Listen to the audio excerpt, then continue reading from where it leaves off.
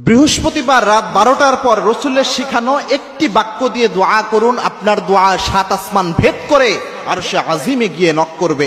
দেখেন, আমরা অনেক সময় দোয়া করি, আমাদের দোয়া আল্লাহ রাব্বুল আলামিন অ্যাকসেপ্ট করে না। বৃহস্পতিবার রাত যেটা, অর্থাৎ শুক্রবার যে এসে গেছে, এই রাতটা যেটা, এই রাতে যদি আপনি দোয়া করতে পারেন আল্লাহর কাছে, আপনার এই দোয়া, এই একটি বাক্যের দোয়া 7 আসমান ভেদ করে আরশে আজিমে গিয়ে নক করবে। 100% আপনার দোয়া কবুল হয়ে যাবে। দোয়ার মতো দোয়া যদি আপনি করতে পারেন, এই সিনসিয়ার দোয়া, লাইক এ মিসাইল হামলা করলে যেমন মিস হয় না, দোয়ার মতো দোয়া করতে পারলে সেই দোয়া আল্লাহ রাব্বুল আলামিন কখনো ফেরত দেয় না। এই যে বর্ণনাটা, এই বাক্যটা আল্লাহর হাবিব সাল্লাল্লাহু আলাইহি সাল্লাম নিজে শিখিয়ে দিয়েছেন। তিরমিজি শরীফের হাদিস এটি। আনাস রাদিয়াল্লাহু তাআলা আনহু এই হাদিস বর্ণনা করেছেন। আনাস রাদিয়াল্লাহু তাআলা আনহু বলেন, এক লোক একদিন আল্লাহর হাবিব সাল্লাল্লাহু আলাইহি সাল্লামের পাশে বসে দোয়া করছিলেন, বিশ্বনবী এবং আমি বসা। আল্লাহর হাবিব সাল্লাল্লাহু আলাইহি সাল্লাম বলেন, আনাস, এই লোক দেখো দোয়া করছে। দোয়ার মধ্যে সেই লোক বলছিল, আল্লাহ আমাকে এটা দেন, আমার এই প্রয়োজন পূরণ করেন, আমাকে এই নিয়ামত দান করেন। এইভাবে ওই লোক দোয়া করছিল।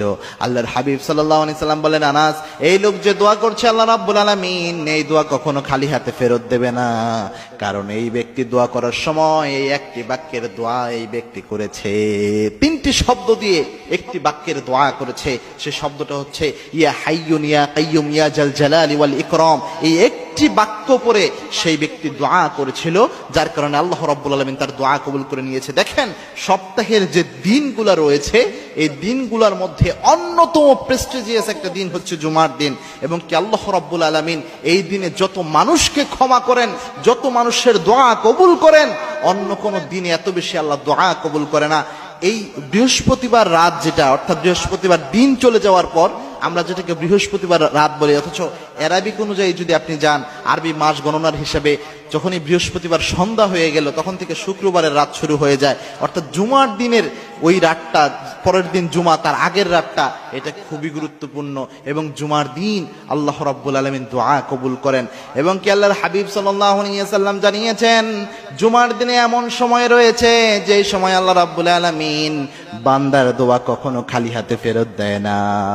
এটাকে নিয়ে, এই হাদিসটাকে নিয়ে অনেকে গবেষণা করেছেন। কেউ বলেছেন ইমাম সাহেব মিম্বারে বসা থেকে শুরু করে নামাজ শেষ করা পর্যন্ত, কেউ বলেছেন আসরের শেষ সময়, আবার কেউ বলেছেন রাতের বেলায়, জুমার রাতে আল্লাহ রাব্বুল আলামিন এই দোয়া কবুল করেন। সুতরাং জুমার রাত যেহেতু খুব গুরুত্বপূর্ণ রাত, এবং রাতের বেলায় আল্লাহ রাব্বুল আলামিন প্রথম আসমানে নেমে এসে বান্দাদেরকে ডাকতে থাকেন, এলান করতে থাকেন। এইভাবে বুখারীর হাদিস এসেছে।